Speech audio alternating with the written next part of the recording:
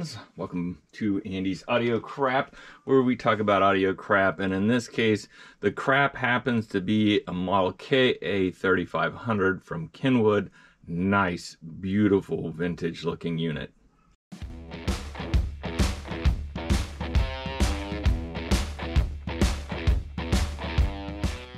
Alright, in the case of this particular unit, gosh, I don't even know where I got it. I get a lot of these. I love them. The first one that I got and rebuilt, I was like, oh my gosh, this is so easy. Usually when they come in, one or two channels will be out, won't be making any sound out of one or two of them. The switches will be crackly and this and that. But the design of these is built for maintenance, right? You can disassemble one of these in about 10 minutes. You can put all new parts in it, all the vital parts, within an hour and a half to 2 hours, reassemble it, and you're off and going. A lot of integrated amplifiers are like that, but these in particular are really easy to find. They sold a ton of them. So I don't even know how many of them I have on my shelf over here. I think I have 6 of them right now, and I just love them. They're easy to work on. They're easy to sell. They look absolutely to die for cool, and that's about it. They're enjoyable. They're nice. Okay, let's dig into some specs here. I'm gonna pull up old hi-fi engine here and just kind of go down the list. It's 40 watts per channel into 8 ohms. All right, I have run these at 4 ohms. I have a pair of what is the Dayton Audio 144s. I don't remember. I can't. They're little 4-inch things, but they're running at 4 ohms, and man, does this just like absolutely killer take it on. It gets a little warm, but killer take it on. Frequency response is super low at 20 hertz all the way to 20,000 hertz. Now the total harmonic distortion is pretty high, it's 0.2, but honestly, if you're listening to records on here and you just have a common everyday turntable, you're really not gonna hear the distortion. In fact, I have put these up against some of my high-end Macintosh amps, and I can hear the difference, but it's like not $5,000 worth of difference, if you know what I mean. All right, the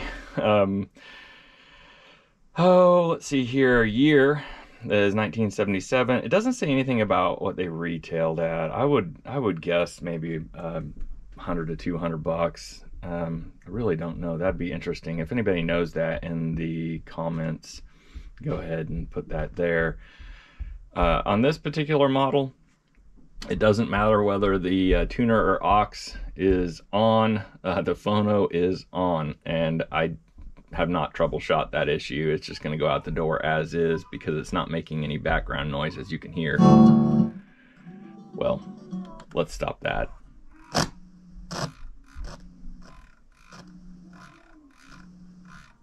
So you're not hearing any background noise that would indicate that the phono amp is actually trying to make noise. The high filter here and the loudness, when the loudness is on, the it has low maxed out. When it's off, the low is off the max out settings. So if you get reverberation, you just turn it to off and it stops it. So reverberation is when the speakers start to sway really bad because the turntable is causing issues, feedback issues. I think. I could be wrong. That's Andy's theory on that. The tape dubbing over here, I don't use tapes, so I don't even bother with it. It does have 2 speaker channels, 4 speakers can be driven total. So you've got A, B, and then A and B. The bass and treble are very sensitive on this, so I just turned this thing off. So I was going to demonstrate that. Doom. Okay.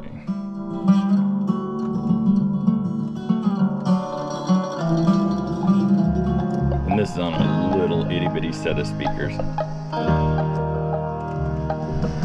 So I would say this is probably a 20 dB between top and bottom, 20 dB difference on that.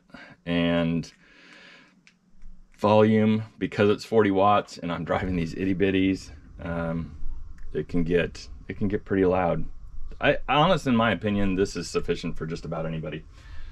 I do have one taken apart here, so I can kind of show what it's like to work on one.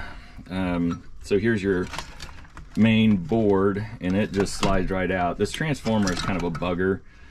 On some of these, when I'm working on them and I'm working in a tight space, I'll take this off and then just solder it later. But this is mainly what you're going to be working on here, unless you want to get into the front boards and start rebuilding those. But the rebuild kits are small. I think they're like 40 or 60 bucks. They're not bad at all.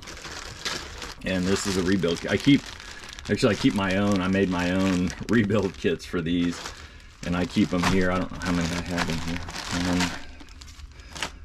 Some empty bags, because I've done some.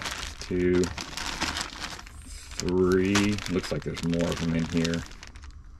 Anyways, I keep a lot of these around because I do so many of these. I just keep it sorted and ready to go, so I can just sit down and get to work. Pretty cool little units, pretty easy to work on.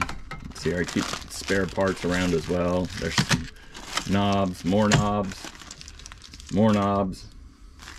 When I got one out, extra screws, because I usually keep my screws in this here. So this is the screws for this one. Those are probably just extras from salvage. And then faceplate. This is a spare faceplate. This one's in really bad shape. I was disappointed when I got it. Like the volume, everything over here is like wore off. I don't know. Somebody must have taken a Brillo pad to it to clean it. So this one's shot. I'll have to find a replacement. Plus somebody used glue on here. So anyways, a couple of parts units over in the corner that I keep. If you're gonna build this is an excellent starter. If you're looking at rebuilding your own, perfect. Get you a soldering gun, some desoldering wick, or better yet, get you a gun that does the sucking. Get you some solder, get a kit, open up, go to town, follow the instructions. A couple of guys on eBay offer kits, and both of them come with really good instructions. And I'm not one of those people. I don't sell kits, but those two dudes have sold tens of thousands of kits. They know what they're doing. And these, from what I've experienced so far, there's no variation. Now, if you go into some of like the Sonys, particularly like the Sony 7055, there are several variations of that one. And if you go get a kit, it's completely likely that your kit will not match what's actually in it. And so you'll have to do some troubleshooting. But these, on the other hand, man, every one of them that I've worked on have been exactly the same, down to coloration, brand that's in it, everything. Okay, I think that's it. These things are wonderful. If you have one, put in the comments whether you like it or not. If you had one, like as a starter, if you've worked on one, put it in the comments. Thanks for watching. Have a super good day.